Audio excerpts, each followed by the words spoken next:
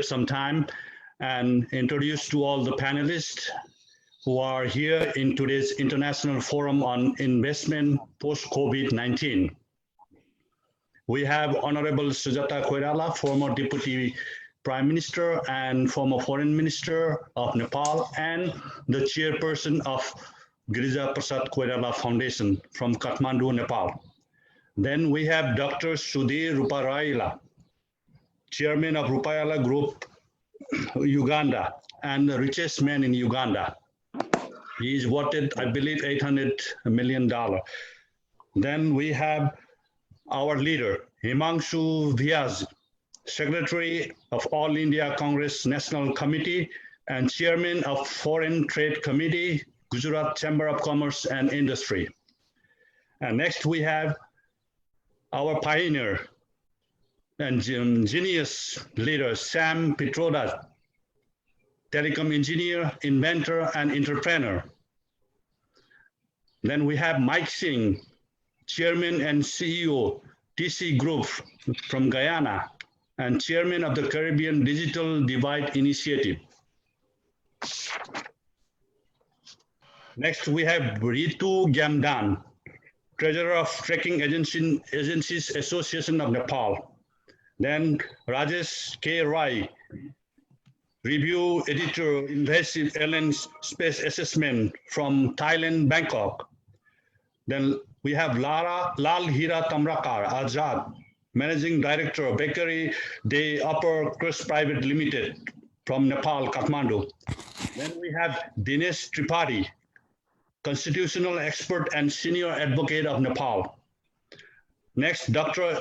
Imumolen Christopher, CEO, AICP, National President at Onshore Offshore Oil and Gas Professionals, Nigeria. Next, Dr. Kazeem Bello, CEO, Africa Capital and Equity Funds Limited. Next, Fardous Askar, journalist from Tech Times newspaper. Next, Dr. Leong Ying, Klee Star. Next, Richard Yuen, partner of Clytech. And finally, my name is Somnath Ghirmire, President of GPK Foundation America, and I'm moderating this panel today. Thank you all for joining. And, Honorable Sujata Koirala, former Deputy Prime Minister and Foreign Minister of Nepal, and the Chairperson of Girija Prasad Koirala Foundation from Kathmandu, Nepal.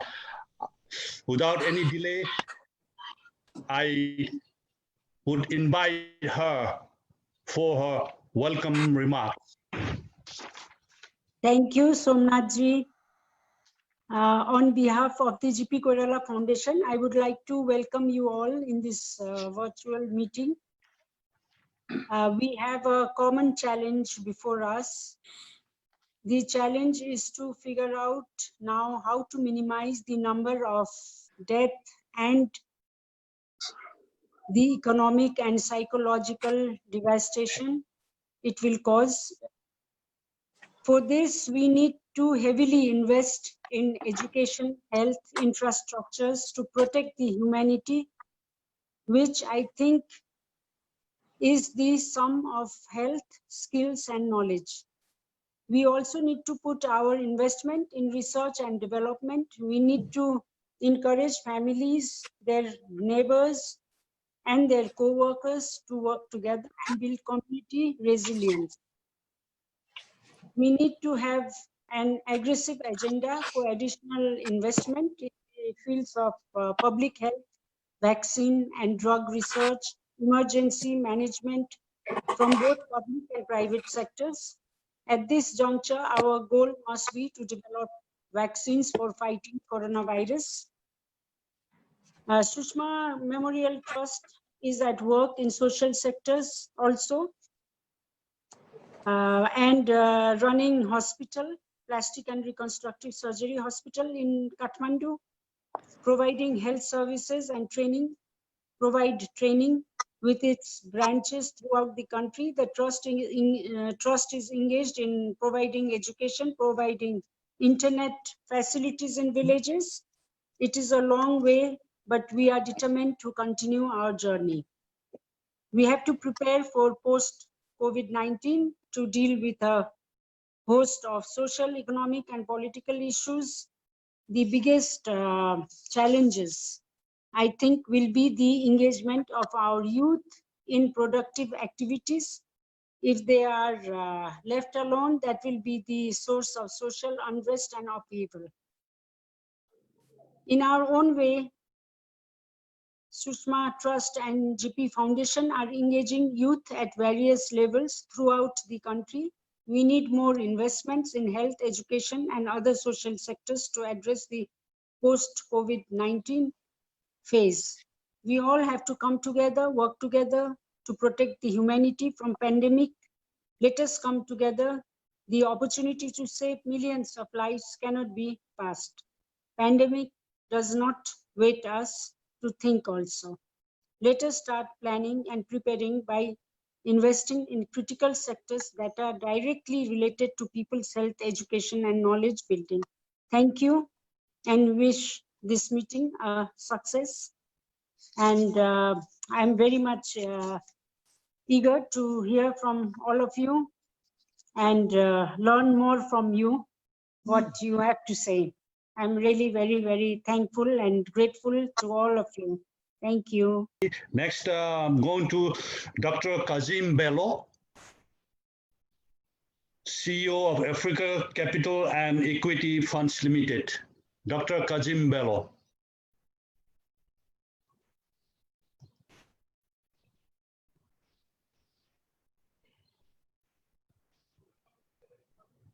Thank you very much.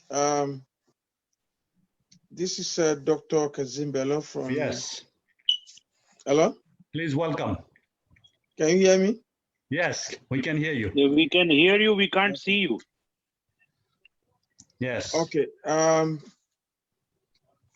Thank you very much for inviting me, Mr. Somnath. And I also want to thank Dr. Leong for making this possible. I've listened carefully to a exceedingly very intelligent and highly effective contribution so far. I will make it very short and sweet. And what we know is that we all understand and standing on one point that everybody has said so far. The pandemic has created exceedingly new order globally in terms of how we view the economy, how we view the system, what is going to be needed moving forward. Since essentially the topic of today is what next after COVID, even though we know that we are not out of it yet, but it is one of the first time that we will witness a global shake. I mean, something that rocked the economy globally.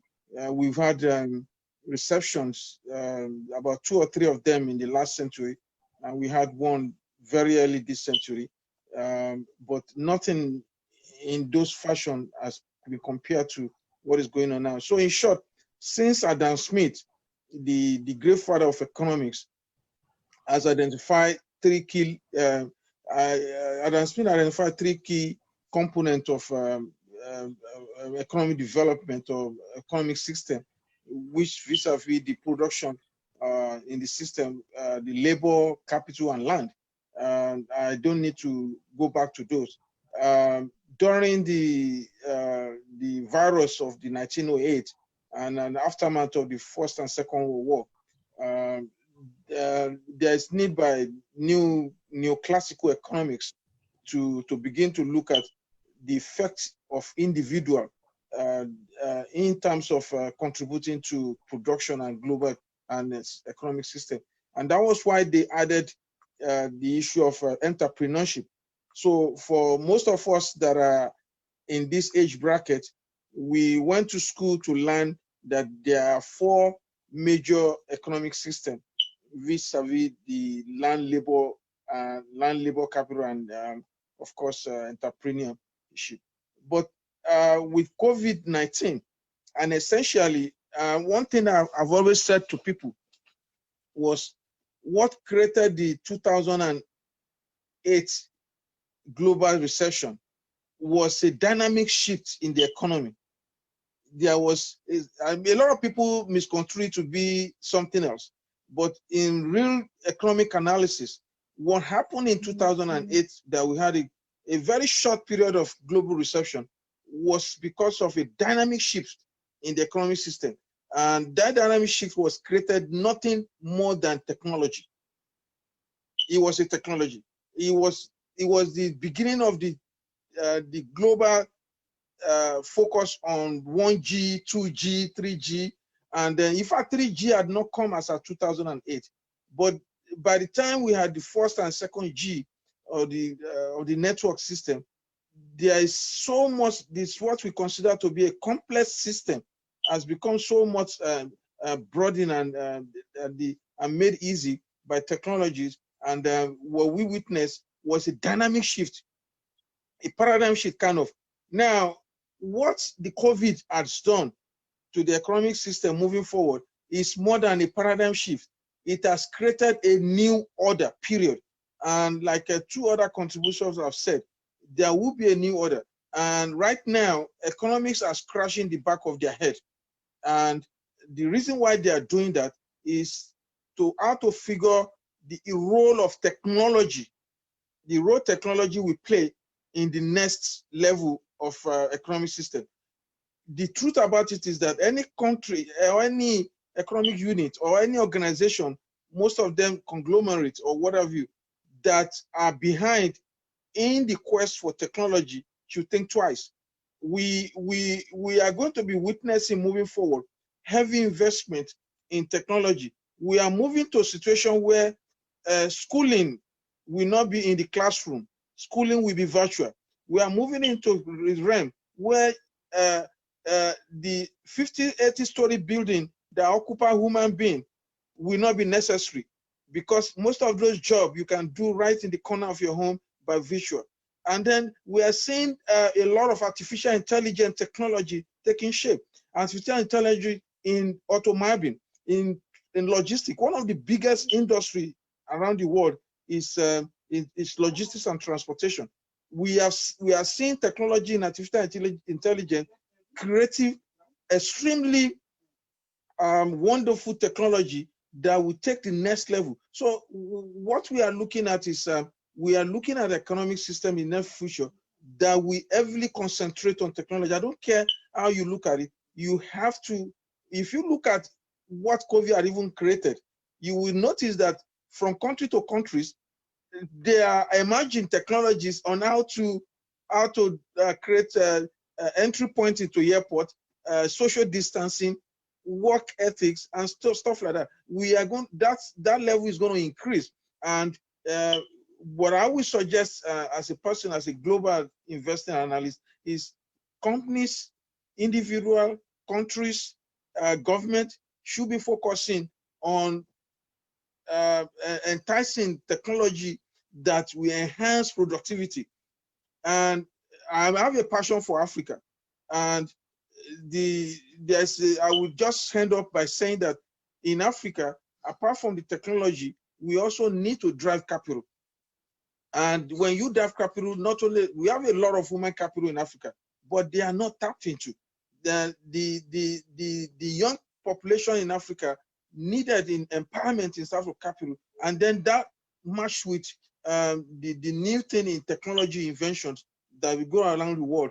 We needed to be able to empower them in order to grow the economy there, because those kids over there are yearning to go. They are really yearning to go. And any serious industrial company, like somebody mentioned in India, most of the young Indians, they are yearning, they are eager to go. They want to go, but you need to focus on investing in technology that will enhance their capability to do a lot of things without having a problem. Thank you very much for having me here, and that's the short contribution I have for now. Thank you, Dr. Kazeem Bello, for sharing your views on this international forum on investment post-COVID-19. Now, I'd like to invite journalist Fardous Askar for your opinion and views on investment post-COVID-19 in your view as a journalist. Please unmute.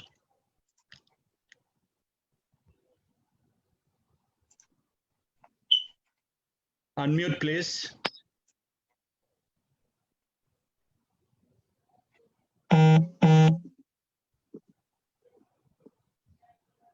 No, unmute, please. Cannot hear you. Yes. Okay. I'm sorry. Hi, Eddie. Yes. Okay, it's good now? Yes, good. Go ahead. Okay, thank you, President, for having me today with you. And first of all, I would like to thank for GPK Foundation to hold this conference. And secondly, happy honor with Deputy Prime Minister Saga Kerala. Sujata Koirala, yes. Yeah, who share again this international forum. Thank you. I'm so sorry because I missed the journalist session, okay? All right. First of all, I'm looking and I hearing all my colleagues today about the investment in Africa, in Nepal, in many countries. But let me ask all of our colleagues. Today, we coming to listen for our problem in our country or for the solution, okay? Because everybody from any country after COVID-19, we know we have a big problem in economy. All the country, down the economy, they lost their jobs, more poor people. We need money, we need power, we need the plan, you know? I'm talking as a journalist from my experience, 25 years in this field, okay? And maybe I'm the only one who came from the Middle East. I'm Jordanian, from Jordan. And Jordan, it's in Asia, okay? Like Nepal, like India, like blah, blah, blah. Our problem in investment and in economy, our governments, okay? Nobody can work with the government and he can make good economy or raise up his economy in his country. And this is true. Please, nobody can blame me, but this is the truth. Look in America. I'm living in America and I'm talking with you now from South Carolina. But mainly I live in New York. But by COVID-19, I locked down here in my son home, okay? I'm looking for the people.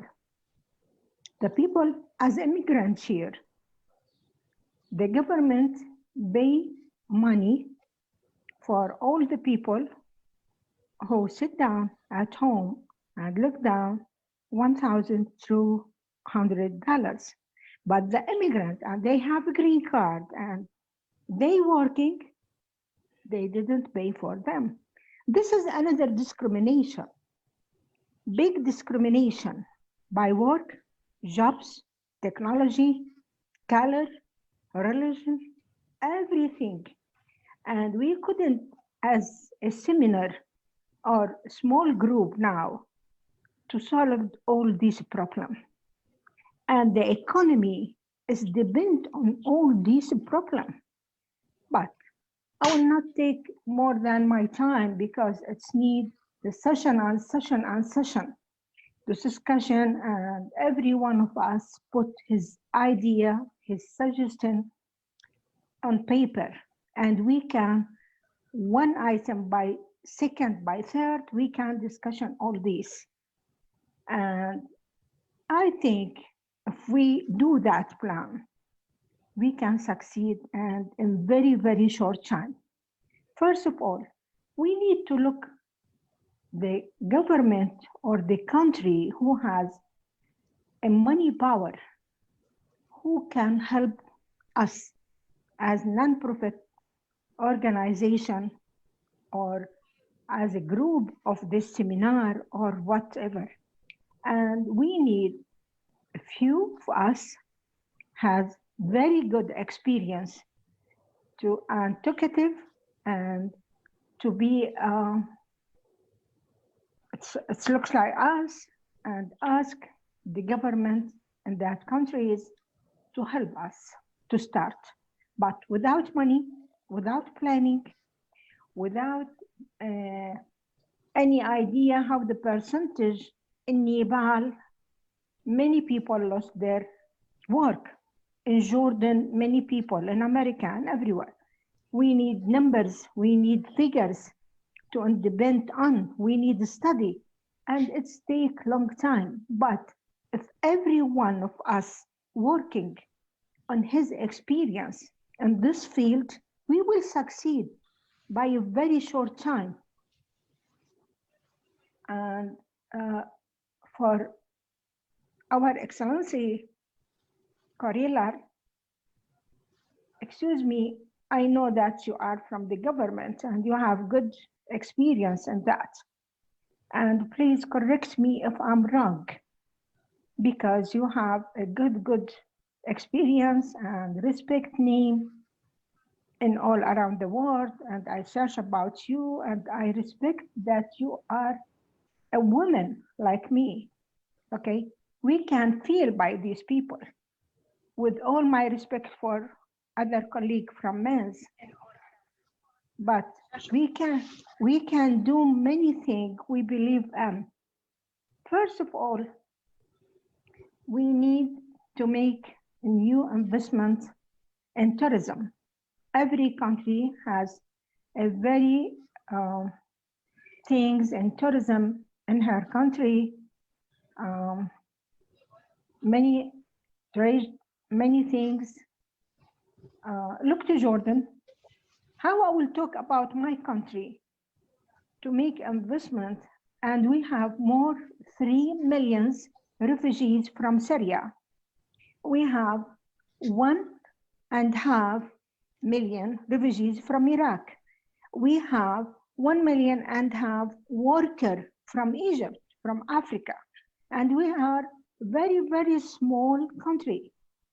We are smaller than Nepal, and we have nothing to sell, just the salt from the Dead Sea. And Israel sharing us by this Dead Sea. They took our salt and they make good trade with America. This is a political things, and we couldn't separate the political things alone without economic things. The economic is depend on political. Look, when any new president come, he change his political things and he doing more than things for economy, and some of them, they took us for down economy and blah, blah, blah, blah. It's a long story. Because of that, I will not take a long time. And just, this is a small suggestion. Why we didn't put how we can solve all these things and start our investment for our countries together. When we be together and in the same idea, and if you believe what I'm talking about, we can succeed by very short time. We can implement with the good people connection with the high position people out of our countries, like Oman, like Emirates, like Saudi Arabia. They have now a new and the new and the new investment. And they don't care because they high oil, fuel, a lot of money, but we need somebody to persuade them to make care, to help these people, to make investment. If we make good investment, we can take a big number of the people who need work, they need money, they need health insurance help.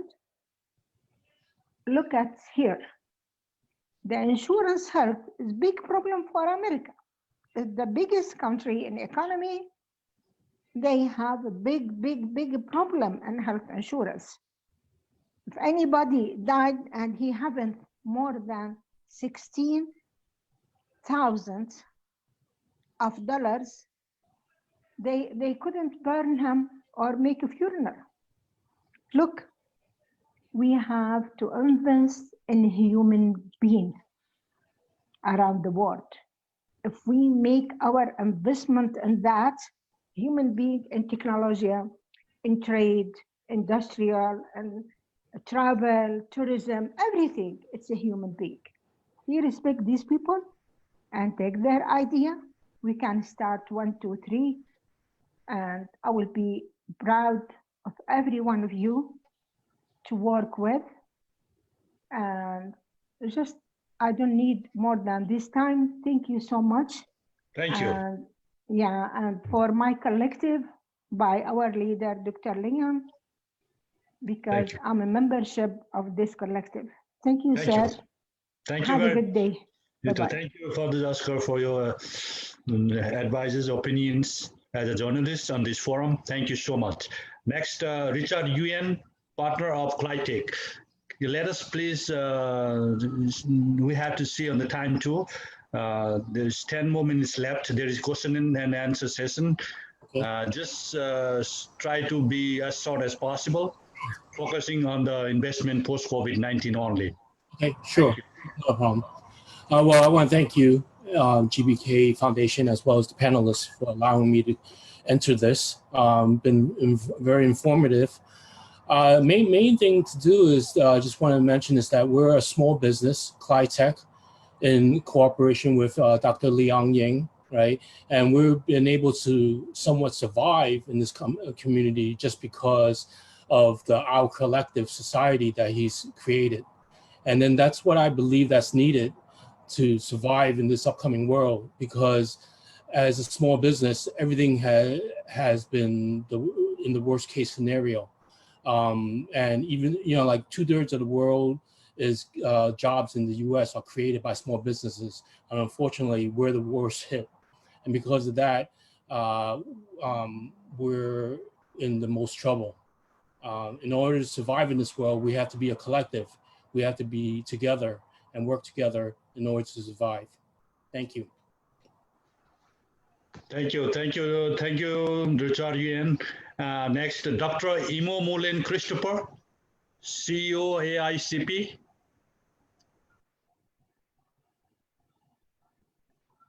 Dr. Imo Mullen Christopher. I don't see him. And the final speaker of this forum, the panelist, Dr. Leong Ying. Thank you very much. I saw that award earlier. It is the Patron of the Planet Award 2019. Why is that? Because that's when I was faithfully met Somnath. So it was meant to be. So even though I'm a scientist, so I want to thank Somnath for this opportunity, and GPK Foundation, and Excellency for Deputy Prime Minister Sujata Koirala, Chairwoman of the foundation. So a lot of you have mentioned we need a new paradigm change. Absolutely. I think the biggest paradigm change in the economic of the world was when the gold standard was removed. I personally think that was a disastrous thing, because it turned money into monopoly. And we're in this trouble because we're playing with monopoly money. There is going to be a huge paradigm change coming now. I think many of you said that. And we, of our organization, will be launching on the 23rd, One Humanity, One World Manifesto, with ideas of how this new world will come about, with new economic paradigm, which also take care of our planet, not just humanity. We take care of humanity and we ruin our planet, then we ruin ourselves. So even though there's a paradigm shift, I'm going to talk about this because this is an investment forum. So I'm going to talk about the organization, our collective, our involvement with investors, and how we can move forward together with the partner that we have. So I'm just going to generalize the type of investors. There's two types of investors. There's the state one, the public state-funded one. Everyone knows about China Belt and Road Initiative. So we are also have connection into that. But as every one of you realize now, and it's all politics. Right now, China's investment, because of coronavirus, have brought a lot of difficulty. Obviously, for example, to get a Chinese investment, a country, a nation has to sign a sovereign guarantee fund back. The problem with that is if a nation cannot pay back the interest loan on that, then they are penalized. A classic example, of course, in Sri Lanka, the port, in that they signed an agreement with China, they cannot pay back, and now they have to sign a lease to China 99% of that. China invests heavily in Africa. Our organization are also working very, very actively in Africa. Dr. Bello and I was actually talking to a Nigerian government entity yesterday, and on 23rd, I'll also be on a panel of Nigerian public government agency to talk about how the new paradigm, how the new investment will be involved. So I'm not going to cover because I said to you, China now is trying to survive like everyone else. Therefore, it will probably be more concentrated on investing internally within its own infrastructure. So how China moves forward to invest in other nations, whether the Belt and Road Initiative will survive, only the future will tell. So now the other group of investors that we are involved in, which is the one that I really, really want to push ahead, are the private equity fund. To be honest with you, they're the only one that are cash rich right now. Nations are pretty much either bankrupt or near to bankruptcy. They don't have enough money. They've spent enough. Like America here, Fardous mentioned, America released a $3 trillion initiative plan to try and get the economy. They're talking about releasing even more $1 trillion. Where is this money coming from? It's coming from the future. It's not coming from me. It's coming from your children, your grandchildren. So we're just piling debt upon debt. Therefore, nations can no longer invest in other nations. They're trying to invest, they're trying to survive on their own. Private equity funds are actually cash rich because they have no opportunity to invest in. And we work with several private equity funds. Just to tell you, one of them, which I'm really focusing on, and I'm hoping we can partner, and this is what we're offering to Nigeria, they've actually generously changed their term because of COVID-19. Pre-COVID-19, we were able to offer their investment as a loan. When I say a loan, it means like a mortgage. It means a nation that took their loan had to pay it back. So depending on the project, it could be 5 years, it could be 10 years. If you did not pay that back, you will again be penalized. Or when I say you, the nation that takes the loan. But because of COVID, they have generously, sorry for my pronunciation, changed their loan structure so that it's no longer a loan. They know the pain that is suffering a nation, and they want to be part of that partnership, this new paradigm working through our organization. So they are now willing to do it as a full investment, not a loan. This will be a full investment. In return for the investment, they will take equity share in the project. Therefore, they will take on all the risks. When I say take on all the risks, they no longer require the loanee to pay back any of the investment cash. So they're willing to take on that risk. Therefore, I'm asking you, my colleagues out there, and Kazeem knows, and Fardous know, and Richard know, is that we are working predominantly right now in Africa, but we are looking for other opportunities, including Nepal. I have a dear, dear love for Nepal. I've been there. I love the country. I love the people, and I would love to be part of the restructuring, part of the reinvestment of Nepal as well, Asia. So you want more details, I will be happy to deliver the details through Somnath, but we have people that are willing to back this new paradigm.